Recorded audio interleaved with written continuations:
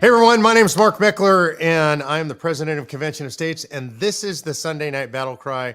Glad you're with us. I love being home on Sunday nights to do the Battle Cry with you guys. It means I'm home with my family, and it means I get a chance to be with you, and that's always the best part.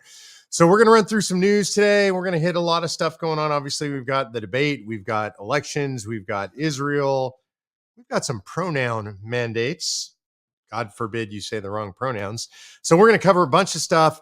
But first, I want to encourage you to get involved in Convention of States. Go to conventionofstates.com and then fill out the petition. That'll get you involved initially. Click on the Take Action tab, volunteer. And we've got something big going on that I want you guys to help me with. We've got what we call Project POTUS going on.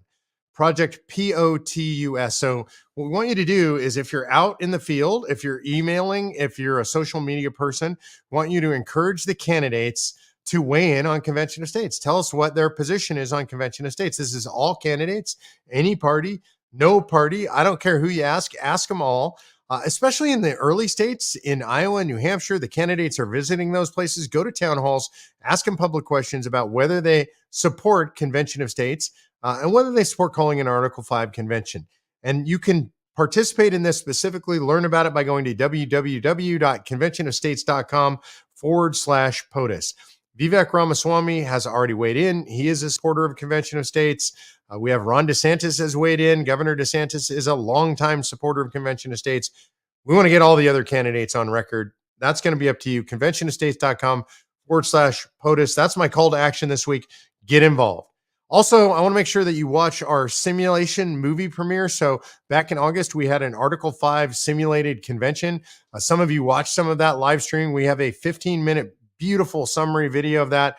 That premieres at 6 p.m. Eastern time. And that is on 11/21, 6 p.m. Eastern time. Conventionofstates.com/sim, S-I-M. That's conventionofstates.com/sim. So spread that around. You should be watching yourself. You can see Winston here. He's weighing in. He'll be watching. He's trying to torment me, obviously, as we're recording. He does a great job of that. All right, Winston, go lay down, buddy. Go on.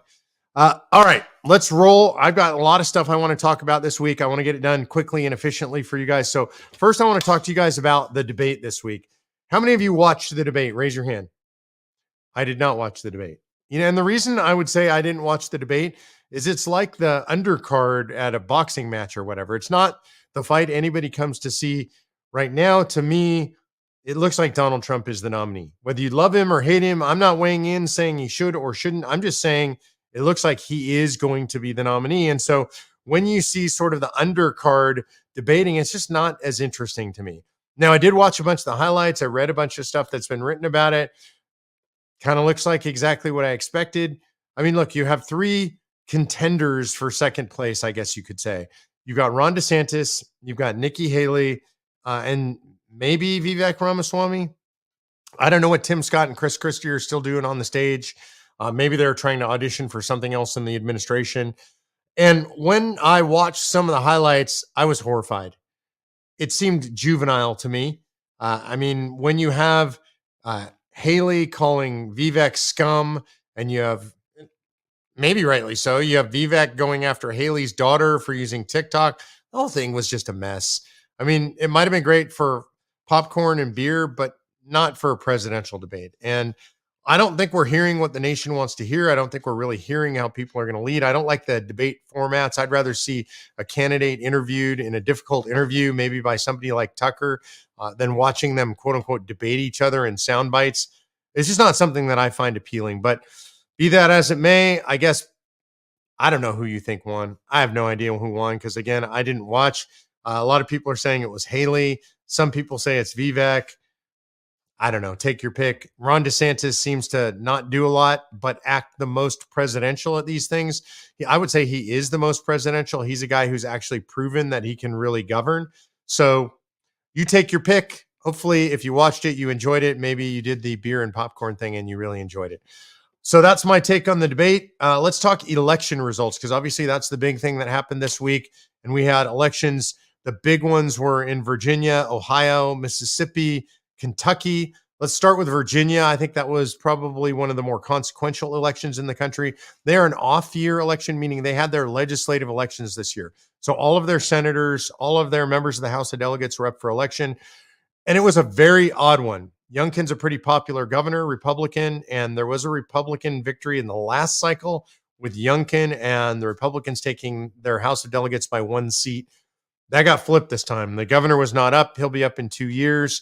He's a one-term governor. He threw his full weight into this.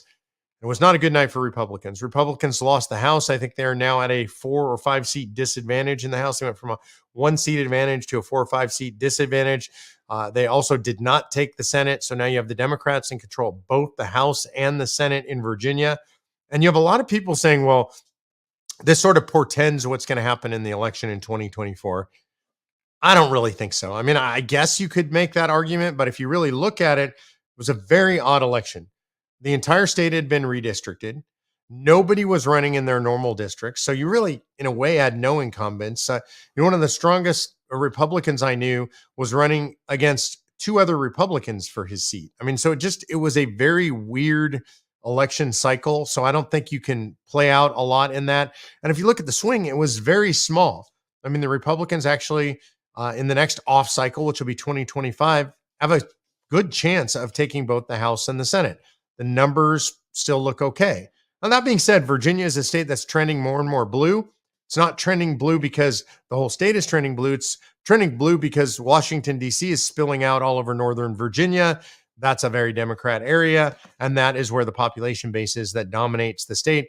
Really, if you want my opinion, Virginia should be split into 2 states. Culturally, geographically, politically, it's really North Virginia and South Virginia. And I would feel way more at home in South Virginia. I don't think that's going to happen, but I think that's what you're seeing in Virginia. So the trend may be blue, but I don't think this portends anything for the coming elections in 2024.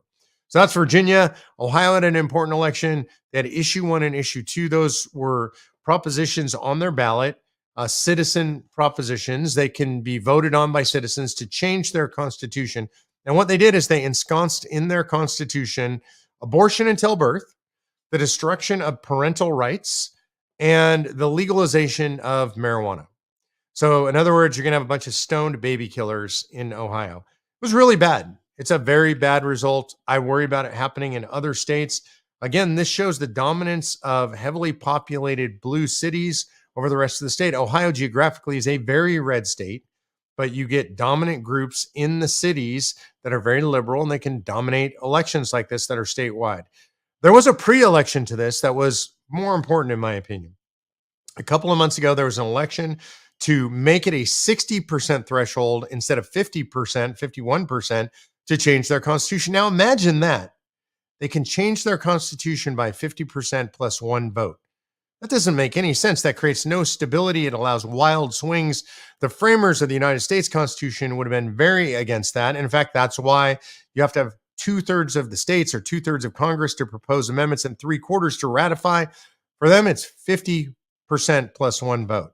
And so it's a bad standard. They tried to change it to 60%. They got beat back by the pro-abortionists and the pro-marijuana legalization. And there's a lesson in this for all of us. If you're a conservative, you've got to give money and you've got to put your time and effort in.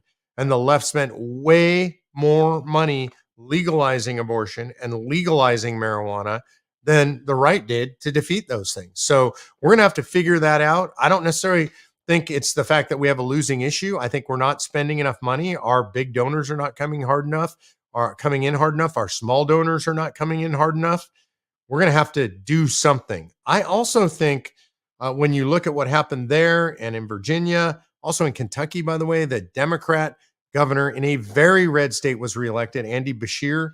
He shouldn't have been. Daniel Cameron, I thought, was a decent candidate that could have beat him. But here's the problem. You look at that and you look at what happened in these places. I think that if you look at issues, people think we have winning issues, right? So people will say lower taxes, smaller government, anti-abortion, anti-pro marijuana legalization. Those are winning issues. And they talk a lot about silent majority. We're the silent majority. Well, if we are, we're not showing up at the polls. So I don't think any issue is a winning issue or a losing issue. I think the question is, what kind of narrative Do you build around an issue? And can you build a narrative in a way that's appealing around an issue? And the team that builds the better narrative, the team that does the better advertising, the team that does the better messaging is going to convince the electorate to vote for them. And I think Republicans have traditionally been very, very bad at this. And we ourselves are going to have to get a lot better at this, or we're just going to continue to lose all the elections. One last election that took place was Mississippi. There was a governor election there, and that's Tate Reeves. Tate was a supporter of Convention of States. He got reelected as governor. Mississippi went pretty well overall, all the way down the ticket. So that was the bright spot. But I still think we've got to re-examine how we message things and how we narrate things. To me, that's the election result lesson. All right. There's an odd story that just came out that I just picked up before I was going on the air tonight. Apparently, the Biden administration in Health and Human Services now has a pronoun mandate. And by a pronoun mandate, what I mean is there's a dude sitting in the cubicle next to you. He tells you, hey, I know I look like a dude, but I'm actually a woman. And so you need to call me she, her, ma'am, whatever I want to be called from now on, because I think I'm a woman. So this is actually a mandate now in Health and Human Services. There are job consequences if you don't do this. This is cultural Marxism. This is insanity. And the one thing I want to say is I don't care what the consequences are. You should never do this. I don't care if you're going to have your job threatened. You should never do this.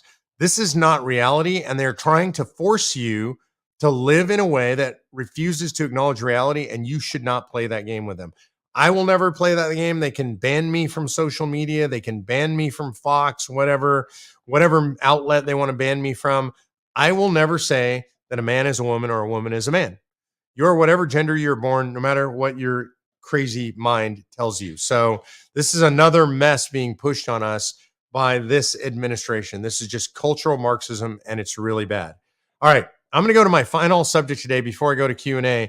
Before I do, I have to do something. I want you to see where my heart is at and where my mind is at every single day right now. And that is, I'm not doing a strip tease here. I promise. You don't have to worry about that. So this is not a drag show or some weird thing like that. But I have to show you, if you look at the shirt that I'm wearing, and you can see very clearly that it says Israel. And it's got a big Jewish star on it, and it says, I support Israel. I stand with Israel. I am almost every day when I'm out and about in town, I am wearing a shirt like this. Not this exact shirt, but I bought a whole bunch of them. I bought stickers that I put on my car that show I support Israel. And I want you to understand why I'm doing this. And there are several reasons. The biggest reason of all is the existential cultural reason. What we see taking place in Israel right now is not a fight between Israel and Hamas. Of course, that's happening. It's not just a fight between Israel and Hamas and Hezbollah. Of course, that's happening. It's not just about a horrifying, barbaric terrorist attack in which over 1,500 Israelis died. Of course, that's the reality. And I encourage you, if you've not seen the videos, if you have not looked the atrocities in the face, you should do that. This is not even a conflict between Israelis, Jews, and the Arab world. That's not big enough. This is a conflict between civilizations. This is a war between Western civilization and the barbarians. And the barbarians are not at the gate. They're inside the gate. The barbarians broke through the walls in Israel and slaughtered 1,500 people. If you've not seen the video, again, watch it. Babies shot in the face in their cribs, women raped in the most brutal fashion until they died, grandparents killed, children thrown into ovens, literally, babies thrown into ovens and baked alive while their mothers were raped. This is literally stuff that's on video. That is a clash of civilizations. And what the Hamas Nazis are openly saying, what other countries are saying, is that they intend to commit genocide. And it's not just genocide against the Jews. They say first they come for the Saturday people. They mean the Saturday Sabbath of the Jews. And then they come for Sunday people. And that means Christians, like a lot of us. I'm a Jewish Christian. I'm lucky. I fall in both categories that they want to kill. So there is a genocidal civilization that wants to wipe out the West. And we're going to have to face that. And we're going to have to stand against that if our society is to survive. And I'm not just talking about America. We're talking about tens of thousands of people marching in the streets in America, yes, that are pro-Hamas, pro-terrorist, pro-Nazi, pro-genocide, yes, but you're talking about even more across Europe. Western civilization is going to collapse on itself unless you and I stand up. So why do I wear an Israel shirt? Like, is that a big deal to put on a t-shirt? Isn't that the same as maybe like putting a little Israel flag on as an icon on social media or something like that, which I think you should do too? It's not the same. It's more. I go out in public in this shirt because I want people to understand there is public support for Israel and that we are not afraid. We are the standard bearers for Western civilization, and we cannot be afraid. We have to be fully in the fight. We have to be willing to take the fight to the rest of the world that wants to push back against American civilization and Western civilization at large. It's up to you and me. There's a protest taking place this week in Austin, and I'm saying this with full understanding of the term that I'm using. I'm tired of people misusing the term Nazi, but when you believe in the genocide of the Jewish population, I think the term Nazi probably applies. And I couldn't be there, but one of my friends said, "Would you go?" And I said, "Yeah, I would absolutely go." And he said, "Wasn't it dangerous?" And I said, "Yeah, it's probably dangerous. These people are violent. We've now had older Jewish gentleman that got killed in Thousand Oaks, California, hit over the head by a Palestinian, pro-Nazi protester. We've had a synagogue leader outside of Dearborn, Michigan, brutally stabbed and murdered. There's a lot of this stuff going on all over the country right now. Anti-Jewish hate crimes are up 400% at last count in America over this time last year. Yeah, it's dangerous. And yeah, we got to go anyway. Now is the time for courage. Courage is the testing point of all other virtues. And so the question is, do you have courage? Do we have courage? Will we stand as members of Western civilization? Will we stand as Americans against the genocide of Western civilization? Because if we won't, then we're going to lose Western civilization. Western civilization itself is at stake. Western civilization itself is defined as the intersection between Athens and Jerusalem. Our spiritual heart comes from Jerusalem, from our Judeo-Christian value system, from our Jewish heritage, from being what are described as people of the book. And then our forms of government, our logic, our mathematics, our reasoning come out of Athens. This is the special brew of Western civilization. And this is what some people want to destroy. They call us colonializers. Right? We're the colonizers. We're the people who went over and imposed our will all over the world. And that's how they look at America. And these are sometimes Americans who want to destroy America. They are intersectional, as they call it. BLM, Queers for Palestine. At the root of all of these is a disdain for Western civilization and a desire to destroy Western civilization. And I, for one, am not going to stand by and let that happen. And I, for one, am willing to risk whatever it takes risking in order to prevent that from happening. And that means, if it seems silly to you, I'm sorry, but it means putting on my pro-Israel shirt and going to the grocery store. It means going out in public, being at the gas station. It means going to the movie theater. It means going to the restaurant on Friday night wearing my pro-Israel gear so that people can know that there is support out there for Israel. And if you believe that this is an existential fight, I recommend you do the same. I'm not shilling for any brand. I don't care where you buy them. I don't care what store you go to. If you're patient, I recommend you go buy them from an Israeli store so they can ship them overseas and those businesses can stay in business. There are a lot of businesses suffering in Israel right now. I did some of that. I bought some of them on Amazon, just more local. But go out and show people where you stand, not just for Israel, but for Western civilization. Because it's all at stake for your kids, your grandkids, and frankly, it's coming to your front door right now. So stand up and fight. All right, I'm going to go to questions and answer before we close out. First question, Debbie Delaney asks, why does the Speaker of the House need to raise money? And the answer is the Speaker is the most prominent member of the House of Representatives, and he controls their leadership PAC. And that PAC spends money on behalf of candidates and gives money to candidates, primarily incumbents all over the country. And so that PAC needs to function well, needs to raise money, and that's the Speaker's job. Ann Branch says, can you clarify something for me? I heard a rumor that Soros is funding COS. Why would they be saying that? Do I seem like the kind of a guy that would be funded by Soros? Look, this rumor is spread by the John Birch Society. Uh, and I will just say openly, that's vile, it's evil, it's disgusting, it's degenerate to say something like that. John Birch Society, they go out and they say stuff that they know is untrue. And what I would say is, look, I would just challenge them. If anybody ever under any circumstances has any proof of that, bring it to me. Right? Proof, though. I'm not talking about allegations because it's an outrageous slander. It's offensive. No, we're not funded by George Soros, but this primarily comes from the John Birch Society. That's why I call them the JBS. That pause is important because they're full of you know what. And if anybody says it, I would just say it's an outrageous slander and they're stupid and they should quit saying stuff like that. Mike Legge or Legue says, do you agree that streamlining from 3 issues down to 1 may expedite our efforts and narrow the focus utilizing a single end of the spear issue? Mike, the answer is no. And we know this for sure. We look at the history, and this is why we chose our 3 issues: fiscal responsibility, term limits, and scope and jurisdictional restraints. Because if you look at the efforts to get to a convention of states throughout American history, and there have been many, and most of them are single issue and they go nowhere because you just can't get enough of the American people on one issue. Also, there's no single issue that's going to solve our problems. We need fiscal restraints. We need term limits, not just on congressmen, but on staffers and bureaucrats. And we need to limit the scope and power of the federal government if we're going to get this behemoth back in the constitutional box. Brett Sturley asks, once people learn about the Convention of States process, most become supporters. It's a time for choosing. Do you choose courage or to cower? I think Brett's not asking me that question. I think it was rhetorical, but I choose courage. I think most of you choose courage too. I think that's why you're listening to the battle cry. I think that's why you're probably engaged in politics.